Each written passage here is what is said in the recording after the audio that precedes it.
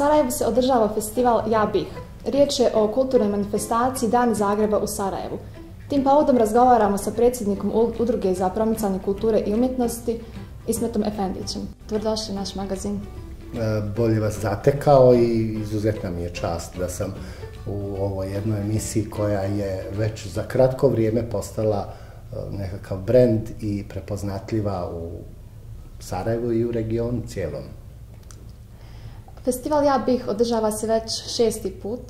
Ispravit ću vas, 7. put smo u Sarajevu sa konceptom, to je mala digresija, znači već 7. put mi sa pričom da dovedemo sve što mislimo da možemo ostvariti u kulturnoj razmjeni između dva grada i dvije države u Sarajevo, a onda 5. put ćemo ove jeseni povesti ono što mislimo da možemo da dogovorimo iz Sarajeva u Zagreb, tako da je to jedna priča koja traje. Znači, festival koji je s malo sredstava donio takav efekat da se već dugo održava.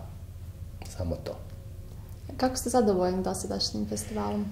Pa čujte, to je priča mala, počela je u krugu prijatelja, svi smo mi porijeklom iz Bosne i Hercegovine, živimo u Zagrebu, osjećamo ovu zemlju da je volimo, poznajemo dosta ljudi i baš iz tih prijateljskih veza je nastala jedna kombinacija da smo mi već dugi niz godina u sastavljanju programa sa malo sredstava jako podržani i došli do jednih rezultata da se to već prepoznaje, da se voli, da su to dani druženja, kulture, umjetnosti. U početku je to bio samo film.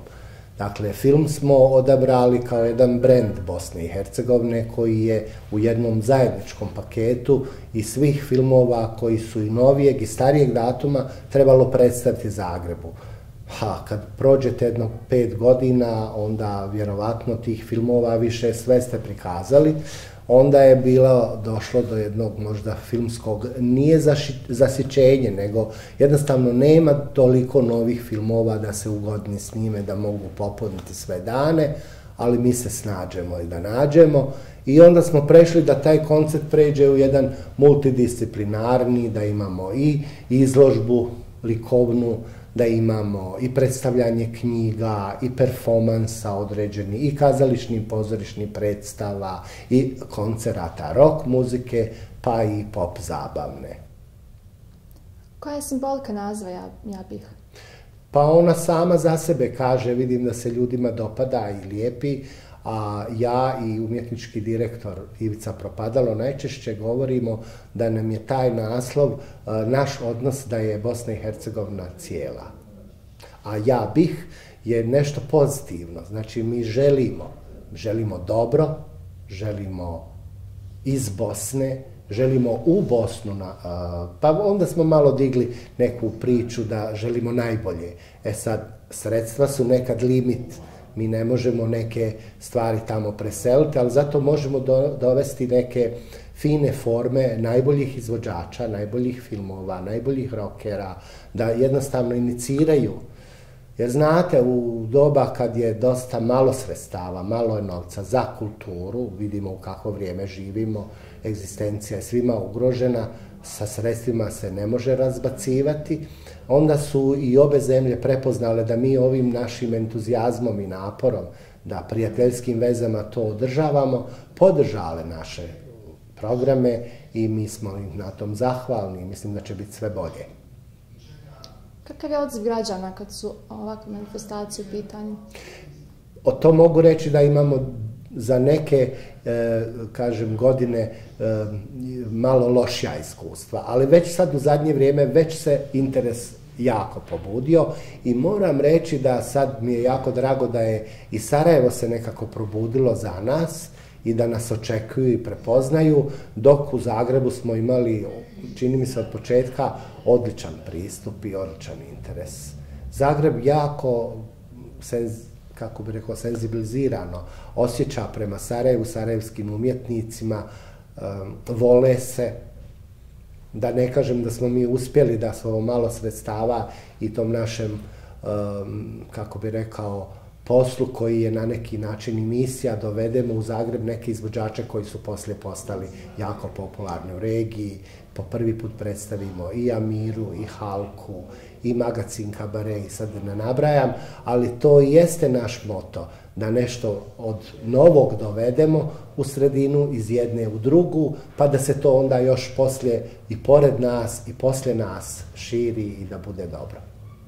A šta je to što posjetitelji ove godine mogu da očekuju na festivalu? Ove godine smo izuzetno ponosni da na Likovnoj akademiji, u onoj prelijepoj zgradi u galeriji Likovne akademije u Sarajevu, cijela manifestacija počinje izložbom profesora druge Likovne akademije Petra Barišića, i ta izložba će biti nekakav početak, možda inicirati još jaču suradnju među akademijama Zagreba i Sarajeva. Postoje u kontinuitetu nekom koji određuje jednostavno i nivo materijalnih sredstava. Mi smo ovaj put našim vezama uspjeli to da odmah dovedemo. Naredni dan će profesor Barišić održati i svoju radionicu i predavanje za studente. Moram tu da naglasim da nas je akademija sa dekanom Marinom Fincl jako dobro prihvatila i odmah odreagirala sa svojim osobljem, nastavnim profesorima, sad da ne nabrajam sve po redu, i to će biti jedan od uslova da možda mi od njihovog profesora u suradnji dovedemo u Zagreb. Poslije toga imamo film Branka Šmita. Ove godine nam je on i gost. Filmova imamo 5, od kojih su 2 Branka Šmita. Prvi koji je u prvoj noći, kako kažem, svečanog otvaranja je Imena višnje, u kojoj igra naša sarajevska glumica, jako poznata Nada Đurevska. Zatim imamo drugi film od Šmita, Ljudožder, Vegetarijanac. Zatim imamo Zvizdana, koji je već po svijetu poznat. Imamo film Život je truba i imamo film Zagrebačke priče 3. Dakle, imamo 5 novih filmova iz hrvatske proizvodnje. Produkcije, svi su vrlo interesantni za vidjeti. Neke je publika vidjela na Sarajevo Film Festivalu, ali ovom prilikom oni koji su propustili mogu ponovo da vide. Sve se te filmske projekcije održavaju u 20 sati u kinu Meeting Point, s kojim smo mi jako zadovoljni i surađujemo već 7. godinu. Osim ta 2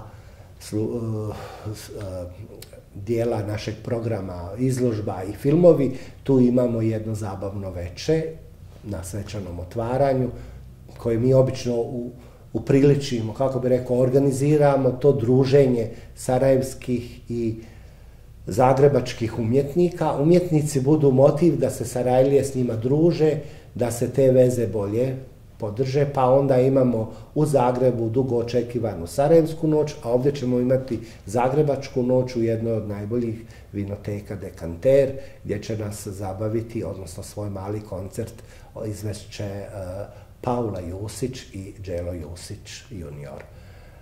Zatim tu još imamo u dane kojih je 5, koncert teške industrije. Posebno za ovu priliku moram naglasiti da oni promoviraju po prvi put svoj tek izašli novi selfie CD. To će biti u Cinema City-u Sloga i završit ćemo sa jednom jako interesantnom grupom mladih zagrebačkih glumaca koji su radili kazališno, likovno, muzički, poetski jedan performans Frida, i to su Nera Stipičević, Mija Biondić i Petar Svirn. Dakle, ta njihova Frida će se u završnoj noći održati u prostorima Goga kafea, magacin Kabarea na stage-u, i mislim posle toga ćemo još malo da se družimo i to je to. Hvala vam na razgovoru. Hvala vama i želim da ovaj vaš posebni program koji toliko pažnje radite što duže traje, što sadržajniji bude, ali Boga mi kako stvari stoje, vi imate šta da popratite u Sarajevu koje vrvi od kulture i izbivanja.